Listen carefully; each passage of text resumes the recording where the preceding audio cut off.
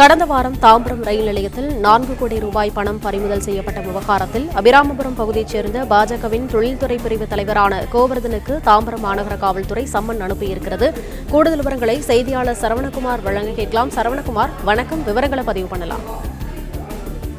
கடந்த வாரம் நெல்லை சென்ற விரைவு ரயில்ல தேர்தல் பறக்கும் படையினர், தாம்பரம் காவல்துறையினர் மற்றும் ரயில்வே போலீசார் இணைந்து சோதனை நடத்தி 4 கோடி ரூபாய் பணத்தை பறிமுதல் செய்தனர். விசாரணையில் இது திருநெல்வேலி பாஜக வேட்பாளர் நயினார் நாகேந்திரனுடைய ஓட்டலில் இருந்து கொண்டு வரப்பட்டது எனவும், அதுல 2 பேர் அந்த ஹோட்டல் ஊழியர்கள், ஒருவர் நயினார் நாகேந்திரனுடைய உறவினர் என்பதும் காவல்துறையினர் தெரிவித்தார்கள். இது தொடர்பாக தேர்தல் பறக்கும் படையினர் அவருடைய அந்த ஹோட்டல் உட்பட பல்வேறு இடங்கள்ல நயினார் நாகேந்திரனுடன் நெருக்கமான நபர்கள் தொடர்புடைய இடங்கள்லாம் சோதனை மேற்கொண்டார்கள்.